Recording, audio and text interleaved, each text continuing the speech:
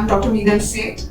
I'm a radiologist from Mumbai, and I've done my MBBS from KM Hospital, GS Medical College, and post-graduation, that is my radiology post-graduation, I've done from LTMG, that is Science Hospital. I've been practicing radiology for the last 22 years. So if I am going to actually, in short, tell you about my profession, I report CT scans and MRIs. And what do they do? Well, you could call me as a backstage worker.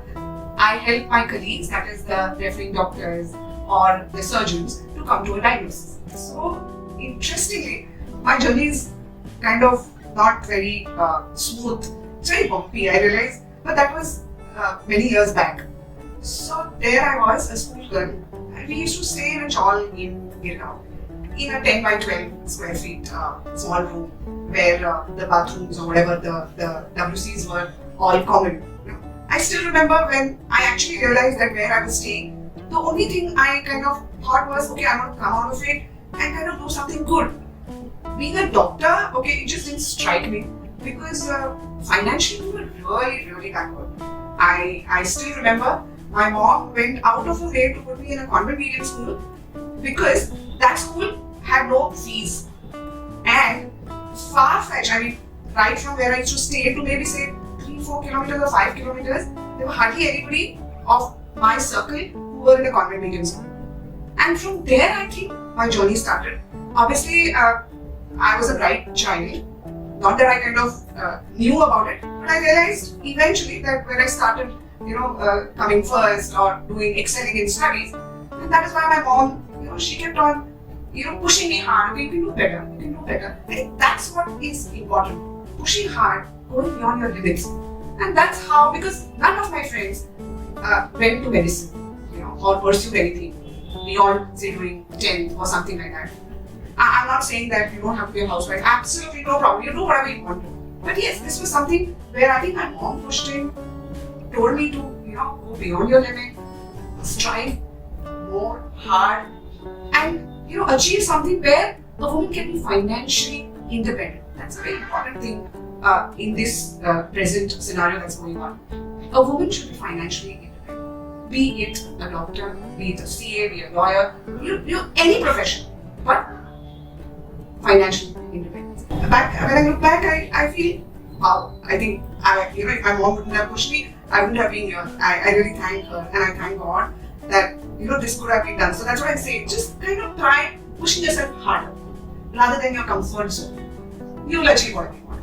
COVID situation, for a medical person, very difficult when you go back home, you have kids, you have your in-laws who are senior citizens, most of them more than 70 or 80 years.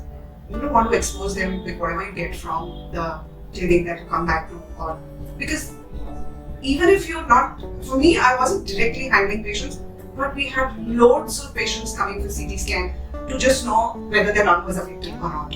I still remember there was a time, one day, we've done some 80 CT scans. So normally we do around 30, 35, 40, but 80 back to back from morning, and it was huge for us. And then, managing those patients coming out of them, it was bad. And then at the same time, you wanted to go back home, you wanted to have that 8 hours of sleep. And you go back home and you're like at the back of mind thinking, am I, every day when you get up, okay, have I transmitted it to my, my elderly in-laws or your parents or your kids? Difficult.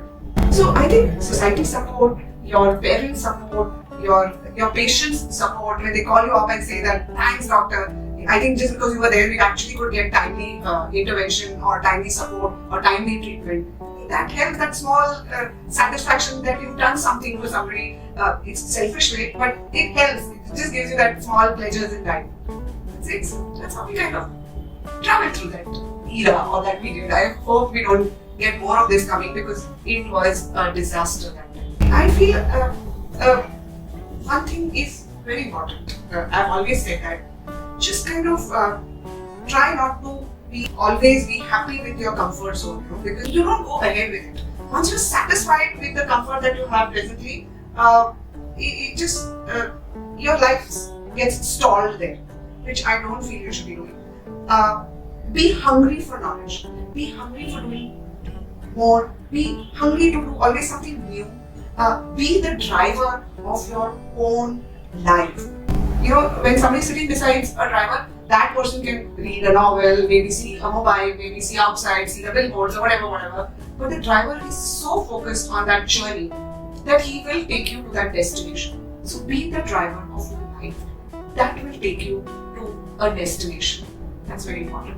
Okay, actually, for me, gender has never been a problem at all, because right from when I was a kid at home, I have a sibling. I have a younger brother who's 2 years younger to me, and I think that things come right from your family, right from the roots, right from your parents. And this is how I think that ingrained that there was never a bias about gender. He, she, it, absolutely nothing. What you want, what you achieve, what you're going to do is important in your life. And I think that makes a difference. You know, in fact, a healthy competition is good. In fact, me and my husband, we actually have a healthy competition. What have you achieved? What have I achieved? Okay, I'm going to do this better than you. He's going to be this. So that's how it is. It starts right from the beginning. This is what I feel I'm going to, that's inculcated in us right from the childhood. I hope, I know this is very difficult because it just still doesn't happen in the interiors of India, in villages. But I think change is going to come.